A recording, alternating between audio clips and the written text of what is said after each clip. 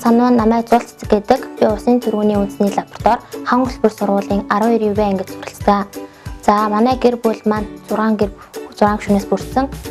Би ээж, аав, эмээ, ах, дүүтэйгээ амьдардаг. Ихэвчлэн Монгол Бичгийн уралдаанд орж исэн. Монгол Бичгийн уралдааны 2011 оноос эхлэн ерөнхийдөө гүнзгийрүүлээ судалж эхэлсэн. Монгол Бичгийн маань тэмцээнд маань бэлтгэдэг багш гэвэл одоо сургуулийн маань багш Чимгээ байгаа. Монгол Бичгийн тэмцээнд гэвэл хурдан уншлагаар оролцдог. 2014, 15, 16 онд ерөнхийдөө аймгийнхаа аврах сурагч болж байсан. 2017 онд болохоор 2 дугаар байранд орж байсан. За мөн эссе бичлэгийн тэмцээнд оролцож байсан. Дорнод нийтийн аж ахуй тэмцээгээ зохион байгуулсан газар их амьдралын үндэстнүүдтэй эссе бичлэгийн уралдааны 1-р байранд замын хөдөлгөөний албан зохион байгуулсан эссе бичлэгийн тэмцээнд бас 1-р байранд эзэлж байсан. Түүхтэй том ололт амжилт маань гэвэл Хүчтэй сурагчийн дугуйланд орсон маань хамгийн том ололт амжилт байсан гэж үзэж байна. Хүчтэй сурагчийн дугуйлан маань болохоор анх сургууль маань цөм хөтөлбөрийн хүрээнд лабораторийн сургууль болж исэн. Тэгэхэд маш олон зочид төлөөлөгчид ирж манай сургуультай танилцж байсан. Тех болгонд сургуулаа танилцуулах шаардлага гарсан болохоор 4 өдрийн бүрэлдэхүүнтэй хүчтэй сурагчийн дугуйлан маань ажиллаж гисэн. Тэгээд цаашаа бүр өргөжин дэлгэрээд ерөнхийдөө хүчтэй сурагч гэдэг маань сургуулаа танилцуулдаг, мөн орон нутаг сумаа танилцуулдаг, бүр олон улсын хэмжээнд сургуулаа танилцуулдаг гэх мэтлэн өргөжин дэлгэрсэн. Одоо хүчтэй сурагчийн дугуйлан маань анх 4 хүний бүрэлдэхүүнтэй гараа эхэлж байсан бол одоо 24 хүүхэдтэй үйл ажиллагаагаа явуулж байна. Тэгээд одоо нэг зорилго маань гэвэл нийгмийн бага олимпиадад төрүүлээд тэгээд төрөлцсөн олимпиадад төрүүлэх зорилготой. Цэцэрлэгээсээ л орж исэн уран жиргээ гээл тэгээд нэлээд бас уран жиргээ бараг 7 дугаар хүртэл явсан. Дан аймагт бол ерөнхийдөө төрүүлж исэн. Тэгээд уран жиргээгээ болоод ерөнхийдөө Монгол Бичиг рүү сонирхож гисэн. Уран жиргээд сургуулаа төлөөлөд оролцох болсны мэдээд ерөнхийдөө маргааш нь л тэмцээн болох байсан. Тэгээд сургуулаа төлөөлөд оролцохны мэдээд нэг шүлэг чийлээд орсон. Тэгээд аймгийн тэмцээндээ орсон чинь шүлгээ мартсан. Би хүмүүс авир инээлтэй. Тэгээд нэг тийм л болчихсон. 2015-16 онд хүүхдийн цагаар нэвтрүүлэх дэсэлтэй авч яана гэж сонссон.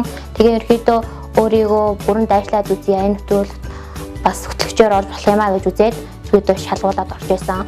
Тэгээд 2015-16 оны хэмжээнд хүүхдийн цаг нэвтрүүлэх хэтэл ерөөдөө ороод хүүхдүүдээ ураад бас хөтлөж байсан.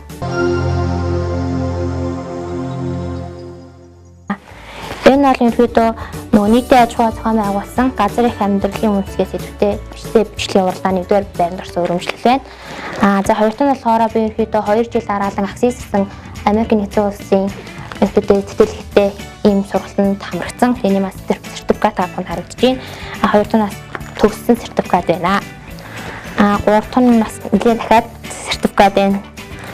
За энэ болохоор бас эссе бичлэгийн уралдааны маань шагналтай авах харагдаж байна. Энэ болохоор мэдээд Монгол Бичгийн маань тэмцээний 1-р байранд орсон шагнал байна. Энэ бас Монгол Бичгийн тэмцээнд орсон шагнал маань байна. Энэ бас Монгол Бичгийн тэмцээнд орсон шагнал маань байна. Энэ болохоор нардан хөлзөө аяны хүрээнд ерөөдөө шүлэг уншаад тэгээд 1-р байранд орсон өргөмжлөл маань байна.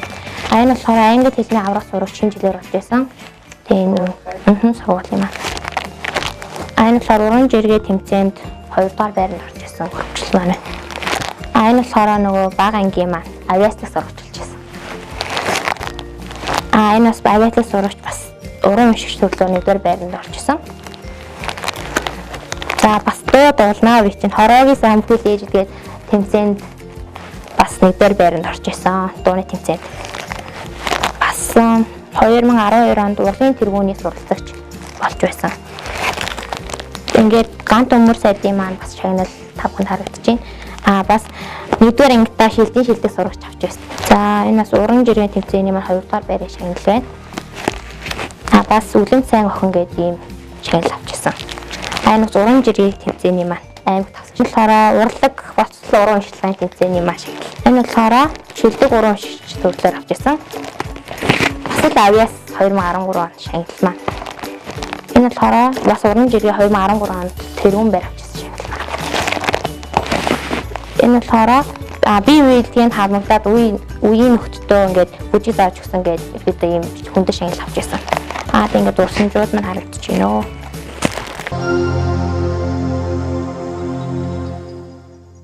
Би бол нөө хамгаалбар сургуулийн сурагчдын зөвлөлд багаасаа ангийн дарга болохоор багаасаа ингээд гишүүнээр элсэж орсон.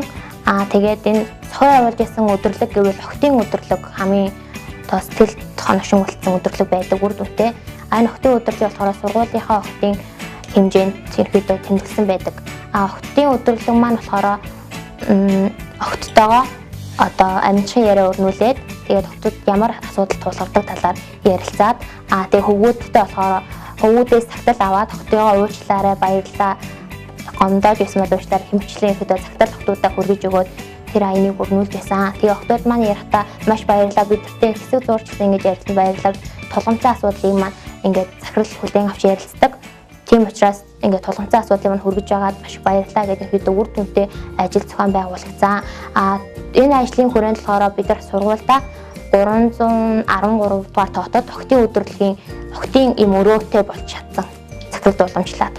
Номерд минь сон дулхуур намхон цагаан гиген өргөө навчи саясан намартай золгоосан нараар гисэн миний сургууль цэцэгхэн насны дурсамж дүрэн сэрүүн дэнжин хангуул зогцол бор сэтгэл зүрхэн үрд уяатай цэнгэлийн дээд эрдэмийн хангуул мэн